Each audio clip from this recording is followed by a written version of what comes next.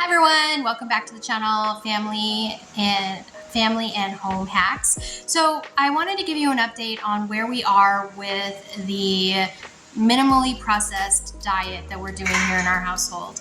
And so I'm doing a 1 week update, lessons I learned and things I wanted to share with you. Of course, we're still doing our 1-minute daily updates. Sometimes I do recipes, sometimes I do various things. I just report out to you so you know where we're going with it and how it's progressing. So week 1, I lost 5 pounds. Now, a lot of that probably is water weight, but there's some things I did that I think have made a big difference there as well. And there's some things that I thought I was going to be able to do in this plan that I realize I'm going to have to change a little bit because it's just not possible. So let me kind of go over that with you. So I lost 5 pounds the first week. My goal is 2 to 3 pounds a week. That's a healthy weight loss. The water weight's gone now. I think that that's pretty good. One of the big things I've done is I've given up my sugary coffees and I've replaced them with black tea for the polyphenols. And basically with the black tea, I don't put anything in it. No milk, no cream, no sugar, no honey, nothing. It's just straight up black tea. It took about a week to get comfortable with the flavor, but you get comfortable with the flavor. That's kind of a big lesson for me is I've always been prided myself for being a great home cook. I've always prided myself for coming up with great recipe ideas and things like that. You'll see some recipes here on the channel and you'll continue to see some, but as we progress towards a minimally processed diet, there's going to be less processed food ideas and more homemade, home cooking, straight up ingredients that you can put in. As well, I'm learning a lot regarding food ingredients and labels, and I'll get into that here in a minute. But I do want to talk about a little bit about because of my pride in how I cook and taking pride in creating really great meals. I basically have over the years kind of developed a palate for certain types of foods like carb heavy foods and things like that, and that is just has got to kind of go. So the thing about this diet is instead of buying noodles, I make my noodles homemade. I use the ingredients that I know are good. Instead of thinking of food as pleasure, I think of it as fuel now. And so, for example, I did a egg noodle recipe this week and I made spaghetti, but the spaghetti I made had a lot of homemade ingredients, including the noodles. Noodles were really easy to make. In fact, I'm going to do a 1-minute video here in a couple of days, probably in a week or so, sharing with you how easy it is to make with our stand mixer, our Cookly stand mixer. It works really well and it's so easy, so simple, and it just makes sense to do that. I like to make our own breads now, and when I'm cooking with flour, I use 2 different brands, and I will label them down below for you so you can see, but I use 2 different brands. Both of them are unbleached, they're unbromated, and they are organic. Now, the reason why I keep those specific rules in place when I buy my flour is, well, I'm going to do videos on it. I'm going to do a bromated video for you. I'm going to do all kinds of agricultural processes and manufacturing processes, as well as for the processed food. So I'm going to bring all of that into this diet journey and share with you. So I hope you're finding a lot of great information. I just did a video on oats and oatmeal and oat products and how you need to look out for the glyphosate in these products. And that is not labeled on your food label. It's literally part of the agricultural process, the manufacturing process. It's where the company sources their oats, and it's done during the agricultural process. And glyphosate is actually the active ingredient Roundup. Roundup, as we know, has gotten and found themselves in a lot of trouble for health issues in their active ingredients. And basically, it's used to dry out the oats in the agricultural process, but that's not listed in your food. So there's important aspects of that to be aware of and know of, and unless you're doing the research, we don't see that on a day-to-day basis. It's not put out there in the mainstream media and driven home over and over and over again. We have to find those things ourselves. And so I'm going to share what I can with you there on those processes and just keep sharing as we go along. And hopefully we'll all learn things from each other. And if you know of something that my research hasn't produced, please let me know, and I would love to hear about it. So that's one point. Now, the next point I'd like to say is this diet has actually given me a lot more energy. I'm eating less and I've got a lot more energy. Now, how that correlates back to what's going on the inside of my body, I don't know. But I will say this, it's important when you're making changes like this to listen to your body. It does speak to you. My body has definitely spoken to me this last week with all the changes I'm making. And I'm looking forward to going in and getting tests to find out how my body is functioning metabolically in 90 days of being on this diet. But as of right now, I can say that my body is definitely telling me, giving me signals on, yes, this is good for you, no, this isn't good for you. So I think it's important to be aware of what's going on with your body. One thing is I'm eating less, I'm listening, I'm eating slower. So slow eating is definitely good. So it gives you time to digest so that your brain can catch up to whether or not you're full or not. So that's important. So I'm eating slower, I'm eating less, and I've got so much more energy. When I started this diet, I didn't want the additional variable of adding in exercise to see how this impacts me, but I'm not going to be able to sleep if I don't exercise. So I'm going to have to add a little bit of exercise. I'm going to do very minimal exercise just to kind of burn off the energy. So I plan to do 1 hour a day of gardening, and that's just to get out in the sun and get some vitamin D for immune health, as well as just being able to continue to work on my garden and make sure that we're producing food that we can use in the minimally processed diet that they're doing. So that's one area that I'm going to try to burn off a little bit more energy. My daughter's learning to ride her bike, and so in the evening I'll probably take a bike ride with her, maybe a 30-minute or an hour bike ride. It won't be anything intense or overly exerting. It'll just be basic, burning off some energy and enjoying time with my family. And finally, I do plan to do 90 days of Yoga Go, an app. It's 15 minutes a day of exercise.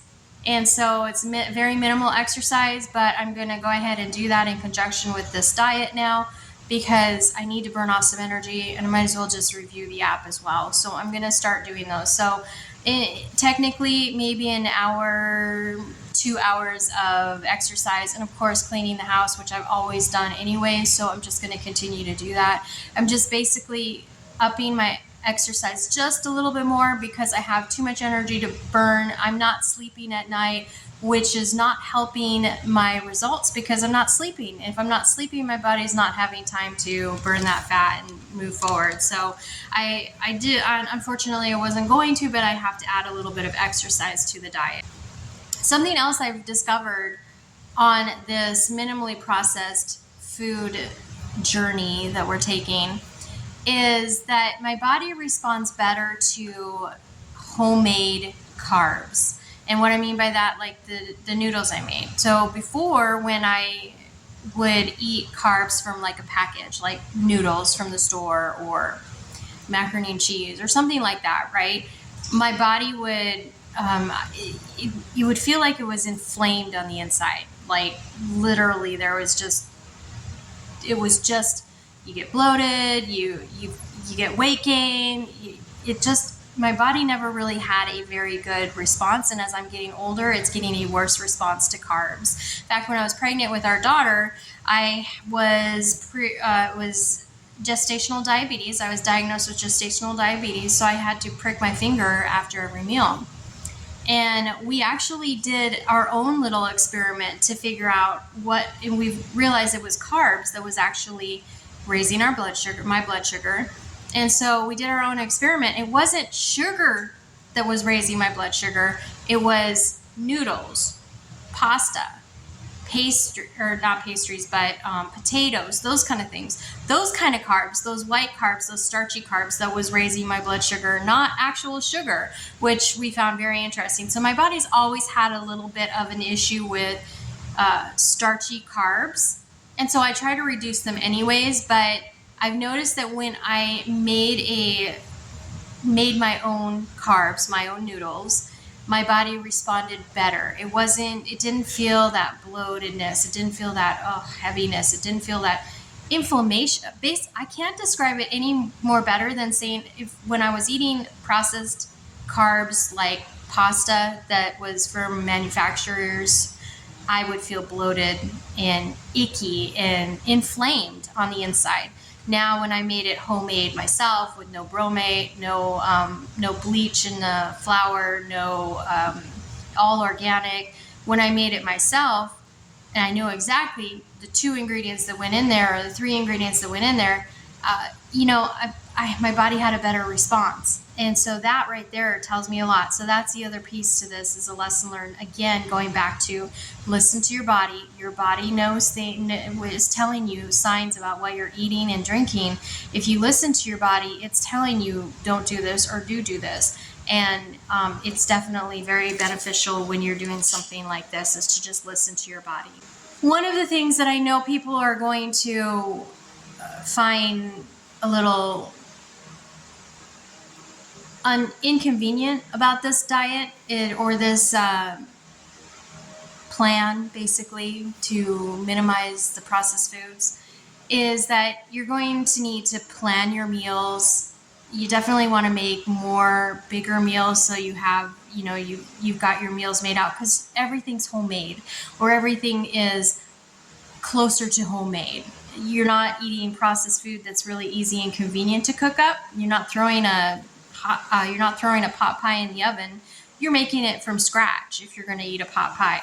So it takes a lot more time. The convenience level is a lot lower in this, but if you meal plan out your meals and you plan out how you're going to do it, and you basically just eat more raw fruits and vegetables, it's a lot easier to handle. And you get into the habit of wanting those more. Once you start eating those, you actually crave them more.